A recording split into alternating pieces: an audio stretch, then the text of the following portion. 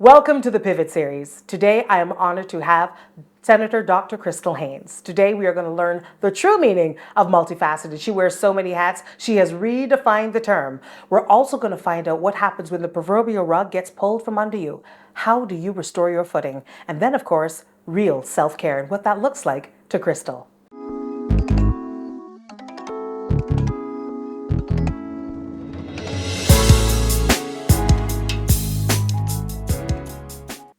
Senator Dr. Crystal Haynes, welcome. Hi, Gaynell. Happy to be here with the Pivot team. Well, we are happy to have you, but I have one burning question that I know people are saying she better ask this question. And what's first. that? Crystal, are you a real doctor? I am indeed a real doctor. June would actually mark 15 years. Wow. Since I was a fully registered medical practitioner. So yes, I did 5 years of medical school. I studied in Trinidad, University of the West Indies, Mount Hope, years internship, and subsequent to that, I did 7 years of ophthalmic surgery. That's eye surgery. I've taken a bullet out of an eye socket. I'm sorry, a what? A bullet out of an eye socket, yes. Okay. I am a real doctor. Wow. Okay, because you know why I've asked this question, because what we know Senator Crystal Haynes for today, it doesn't speak to hardcore doctor house, that kind of doctor. So the medical field is what you always wanted to get into? Yeah, absolutely. Well, actually, I'm not being completely honest with that. So many moons ago as a little girl, I wanted to be an air hostess. That was my first aspiration. And then sometime after that, I actually remember telling my mom I wanted to become Governor General one day. Right. Well, but then, yes, I went off into science in school, so came through Wesley Hall, Harrison College, always had that interest in science. I think a part of it comes from my dad's background. So he is a chemist by training, and he wanted to become a doctor in his time, but I grew up with science in the house. So he did astronomy. We had a telescope at home. Oh, funky. Watching the stars, his background, obviously, he used to teach before he became a chemist. So we grew up in a household, always reading, always learning, and somehow just leaned into science in a hardcore way, and really got into it with biology, chemistry, physics at Harrison College. And it just seemed like the natural fit, because you got to blend both science with service and with helping people. So it just felt like a really natural fit. Yeah. Well, this is an excellent time to ask you, though, your presentation, your physical presentation, right, that we know you for and love you for, was this always a part of who you were? So it's so funny you asked that question. I have always been a very girly girl. So I have an identical twin sister. And most people who know us know, well, she's been living abroad for about 10 years. But there's just always that difference, because I'm always full glam, hair, flowery dresses, high heels. It's just who I've always been. And we have a photo from, we were 2 years old. It was our first trip to Canada. And we're both lying in a bed, and like my mom took a photo of us. And it's so funny. My sister is just like, hey, and I'm like hand at my side like this, and I'm ready for my close up. Poised, ready for that close up. So yes, I've always been that girl. Yeah, I absolutely love I enjoy it, and I do it for me. Good for you. Yeah, I just love it. So then what took us from literally taking bullets out of eye sockets to say, well, perhaps, a little touch up here, a little touch up there, restoration, preservation, if you will. How did you get into this level of aesthetic medicine? The interesting thing is that I actually started my exploration of the aesthetic field while I was still at the hospital, because I always had the interest and the curiosity in terms of anti-aging and skin renewal and all of these amazing things that you see on Instagram and beautification. And there were 1 or 2 doctors who had explored it and had been established locally, but at that time the field hadn't really blown up like it has now. And I took my first aesthetic course with the American Academy in 2016 while I was still in ophthalmology. even though I wasn't working in aesthetics at the time. It was just an interest. It was just an interest, a curiosity, and you end up going down that rabbit hole. Yeah. And bit by bit, you take course by course, you build your credibility, you build your skill, and yeah, I opened my practice, my aesthetic practice, in 2018 in Whole Town. Yeah, so that was interesting. And what a lot of people don't know is that it's more than aesthetics. It's actually a general practice as well. So I still have regular general practice patients. They come Take in my for blood pressure patient. Okay. hypertension, diabetes, asthma, all those things, because at the end of the day, those are fundamental skills I think every doctor should have. And also do lots of concierge work for hotels and villas. I guess because of where I position the practice, it kind of lent itself naturally to also doing that. Although aesthetics are what I market mostly, I still do have that other side. So it's both beauty and health and wellness. So now let's dig a little bit deeper into beauty, health, and wellness. My idea of beauty, health, and wellness is a clay mask every now and again, drink my water, and try to get my eyelashes straight, right? But you went a step further. This is like chemical, right? Needles are involved. How did you have an inkling that this would actually take off in Barbados? We are very risk averse, especially with needles and things around our eyes. How did you even know? yeah, so first off, I'll start by saying the aesthetics industry is a multi-billion-dollar global industry. Hands down. It's probably not a multi-billion-dollar industry locally, but we can see, I think, as the exposure to global trends, people tap into online, on TikTok, they're seeing things, that curiosity is there. And also, generally, what I will say, we have a generation of millennials and Gen Zers and Gen Xers as well, who are much more tapped into the concept of self-care than I think that our parents would have been into. So, I mean, we commit to going to get our nails done, our hair done, our lashes done. We go for our facials. And these are not necessarily things that our moms might have prioritized. Yeah. I mean, my mom is in her mid-70s and she looks great, but it's not something that I grew up seeing her do. I feel like our generation's approach to taking care of themselves and just health, beauty, wellness is much different. And when I say wellness, I'm thinking of wellness broadly: nutrition, exercise, all of the things that maintain a healthy body, a healthy mind.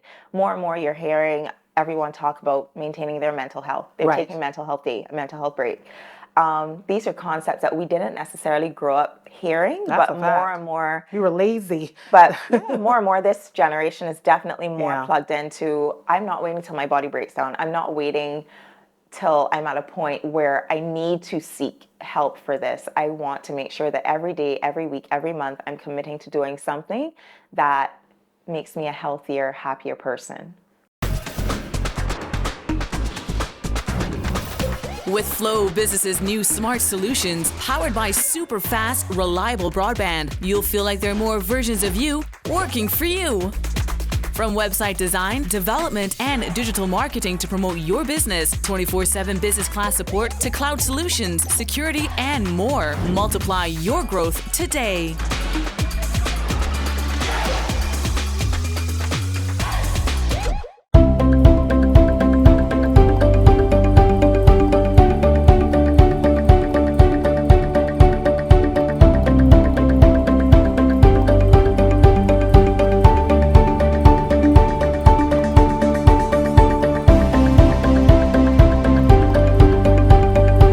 Now, there are some who might be thinking, well, this stuff is just Hollywood fluff. It's not real. It's fake, just like the internet. Did you ever stop to consider, well, if I continue marketing, beauty, health, and wellness along this line, that people might stop seeing me as an actual professional doctor? So I'll start by saying, first off, the skin is an organ. It's the largest organ. That's such a science answer. I love it. It is. And at the end of the day, your face represents you. Yes. I personally, as a professional, I've seen how conditions like acne, melasma, hyperpigmentation, affect your confidence, affect your interactions, affect your dating life, affect your professional life, how you're perceived. So these things actually matter a lot more to people, even if they never go public with their stories. I have seen the tears. I have seen the postpartum mothers come in. I don't feel like myself. I don't look like myself. Right. Can you help me get back there? And I think in having seen the transformations, not just in terms of how they look, but seeing the changes in how they present, their confidence. They've met a new guy. They've started dating. They've taken up a new position. They've started taking on more challenges professionally. I think it's undervalued and underestimated in a way, because a lot of the transformations people tend to keep private as well. It's not something that most Barbadian women feel comfortable sharing, I think, Right. because we come from a small society. So many people will never admit to having stuff done. But what I will say, the idea of what a woman who has had some tweaks done looks like. Many people have a concept in their mind of a woman looking like a Joan Rivers or a Right. Donatella Versace, Right. which is overfilled and overdone, not understanding that the work that we do today tends to look soft, natural, pretty, refreshed. Right. And that many of the people that you're seeing that you admire, how they look and how they present, they're actually maintaining themselves, whether it's through medical grade skincare or through little tweaks in terms of injectable work or microneedling. They're doing things here and there just to maintain themselves. And it's definitely more than skin deep, for sure. Now, from a business perspective, just like a business has to stay on top of the trends, how do you stay ahead of the trends?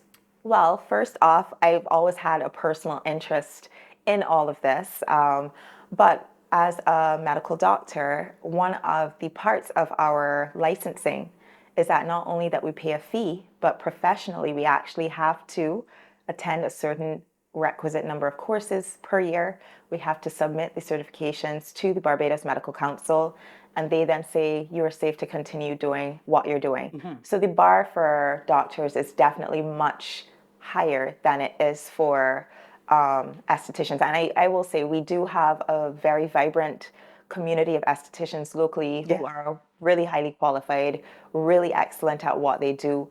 But when you're going to a medical doctor, certainly for procedures like injectables, meaning Botox, where I'm talking about putting a neurotoxin into your face, this is something that could potentially cause paralysis. Yes. So you really want to make sure that you're going to someone who is keeping up to date with the trends. First of all, that they're qualified and certified to do what they're offering, and that they're actually staying up to date. So up to this point, I've probably taken over 20 individual certifications, and I've qualified up to fellowship level, which is the highest possible level. And I did that training in Harley Street in London.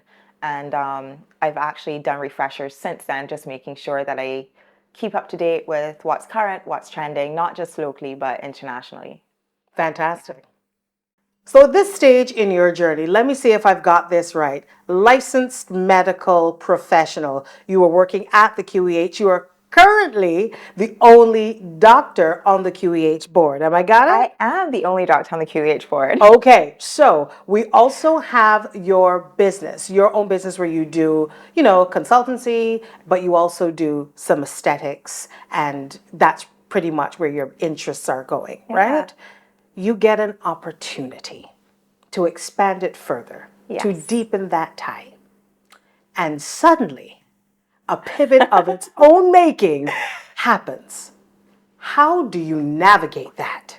Yeah, so I started my own practice in 2018. We were located right there on the beachside in Whole Town.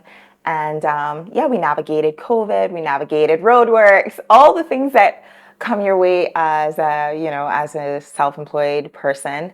And an opportunity came to kind of build the vision out into basically a dream practice, So, you start reaching out to all the best suppliers in the world and doing all the things to make this dream a reality, But forced to pivot, something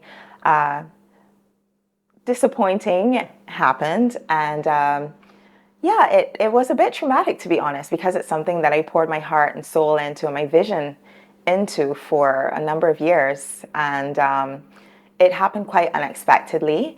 But, you know, what I am learning, you know, now in hindsight, months after, you know, take the time, feel everything that you need to feel. But I've also learned that getting knocked down or going through a major disappointment professionally, it's not a death sentence. It doesn't mean the end of you. I feel like at the end of the day, one of the greatest things that I learned is that the skills, the expertise, the vision, the special way that you have with patients, that all resides with you. And those are things that can't ever be taken away. So to first off, to have dealt with the obvious emotions that go along with something that hurt deeply. But once you've gotten through that, just make sure that when you're picking yourself back up, that you're not motivated by the wrong things. You know, you have to be doing it not because you're looking to settle a score. You have to be doing it because you're fueled truly by your passion and by love. And I found a courage I feel like I didn't know that I had. And I've been forced to dig really, really deep. I've also learned that I have so much love and so much support around me, whether it's colleagues in the profession, my former bosses, my friends, my family have showed up in the most tremendous of ways. And I mean, to be here 7 months out from what I thought was, it felt like The end. the end Yeah. professionally, you know, to be back in a place now where I've not only found a new location, but I've designed a whole new model that I can't wait to show to everyone. The the new location's going under a beautiful renovation. I've ordered fantastic furniture and I'm building a new team, and I just feel like to be in this space now, Yeah. I mean, if anybody told me 5, 6 months ago, you're going to be okay, I don't know if I would have believed them. But thanks to God and thanks to my tremendous support system to be in this place in less than a year, I feel so grateful, so excited. I feel like, you know, in much the same way that after I left the hospital, I kind of had to assess, okay, what do I have? What do I have within me that I can bring to the fore and to offer to the community? And that's what birthed my aesthetics journey. And once again, I'm at that place where I had to pause, take stock, dig deep, and just give it another go and realize it's not a death sentence. This is not the end of you. And I actually feel like the comeback is going to be even better. It's weird, but you know, it's really exciting. Like, I can't share too much right now, but it's just going to be brilliant, and the ideas are flowing, and you know, just finding other people who are aligned in terms of the vision and can really bring something really, really special to the healthcare landscape. I just want to circle back to something, and it might feel like a moot point, but I want to circle back to the community. Yeah. Because in a number of these segments, it's the one common thread that comes through that whereas we see you, the first, the face, the brand, the image, there is a community upon which you have to lean. Explain for our viewers how important this actually is for success. Yeah, definitely. I think community is probably the greatest tool that we have in terms of our survival. I mean, up to me, I probably would still be sunken and feeling this sense of despair. It was my community who really rallied to say, no, Crystal, you've got this. Give it another go. And not just that, I feel like just having examples from my own family, you know, my grandmother, like most other people from her generation, didn't get an opportunity to go beyond primary school. So for me to be a university graduate, for me to be a member of a House of Parliament, these are things that would have been just a part of her wildest dreams. So the greatest thing is to just never feel like you've done it on your own. First off, God. First off. First off, God. And second off, that community, whether it's friends or family, just acknowledging I have not done this on my own. And without the team that I have around me, whether it's my husband, who, when I have meetings that run late, he's the one at home making sure Alexander's got in from school, you know, falling in and supporting me in ways that people can't see. Whether it's the friends that offer a word of encouragement or send a scripture verse or say, girl, you got this.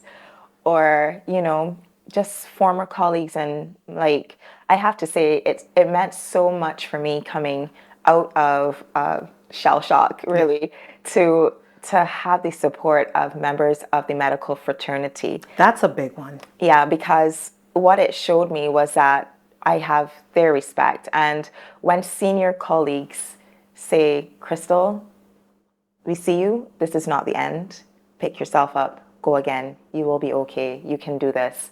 When people that you really admire and really respect can see something in you and sometimes see something that you don't see in yourself. Oftentimes, yeah, yes. it is a game changer. So yeah, community is life, community is survival. And that's why I'm still here and giving it another go and feeling so truly blessed and optimistic. Now, this is how I introduced you, and you just slipped it in there again. But I have to ask, Crystal, where do you find the time?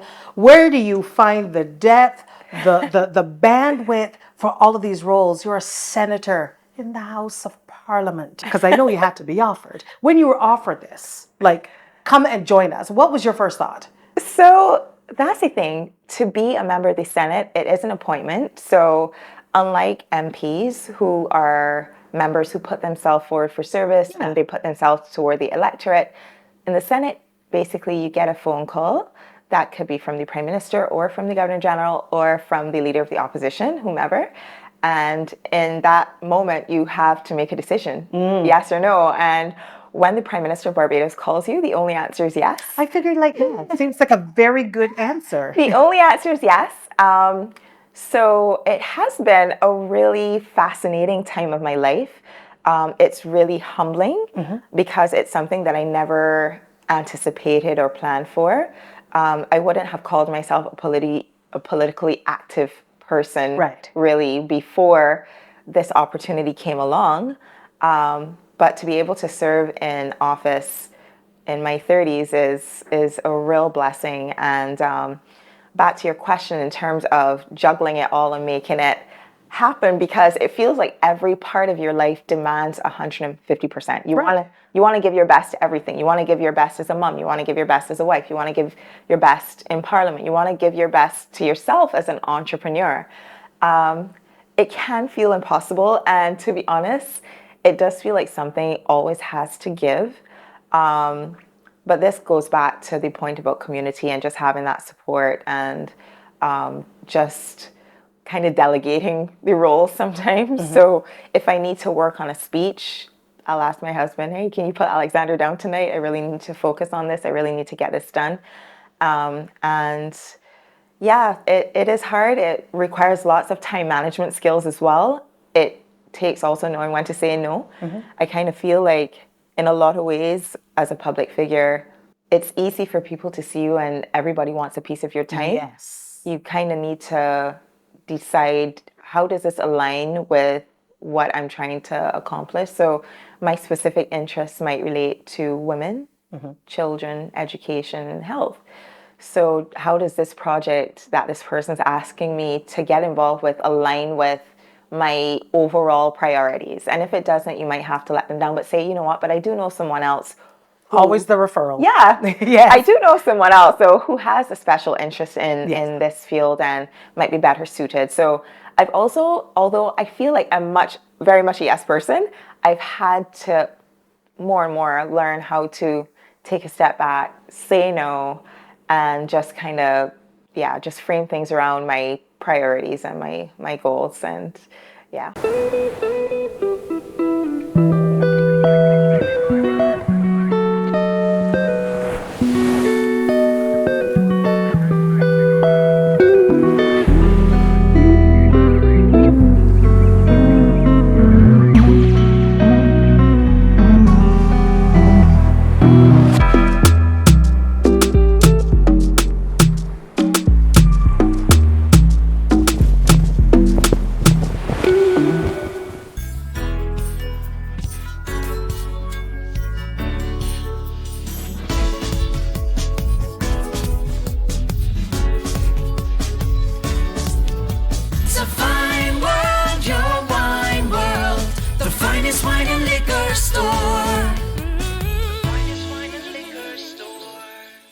And now, in fairness to all of your other commitments, Yes. because even throughout all of this, you still found time to serve through the Lady Box Project. Because you spoke about science and you spoke about service. We know where the science is.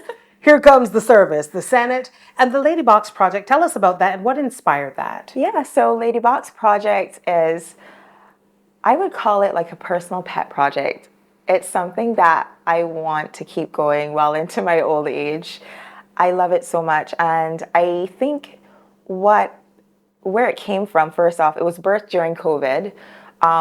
So I had been a part of the volunteer group during Seek and Save. We were doing door-to-door COVID testing. So I did that for about 8 months with an amazing team. We were led by Dr. Adana Grandison, who is a fave of mine, and some amazing fire officers and EMTs. We all worked together doing community-based testing, but it was also eye-opening because when you're doing community-based work, when you're on the ground, when you're going in, you get out of your bubble, you're going door to door in communities, you're seeing how people live every day.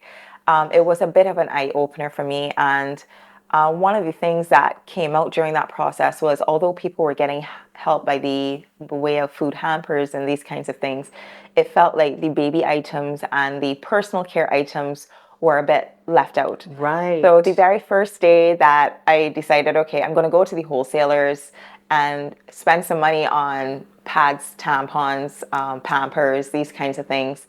I, thank God during that time the wholesalers weren't closed. Went to the wholesaler, purchased some stuff, just put it in the group chat. I had this idea, what do you guys think? And the girls all said, yeah, we can definitely get down with this. And I believe that was a Wednesday. By the Saturday, we were packing.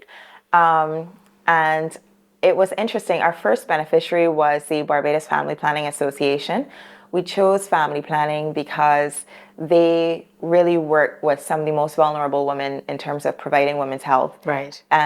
So we had pledged to donate 50 packages to them.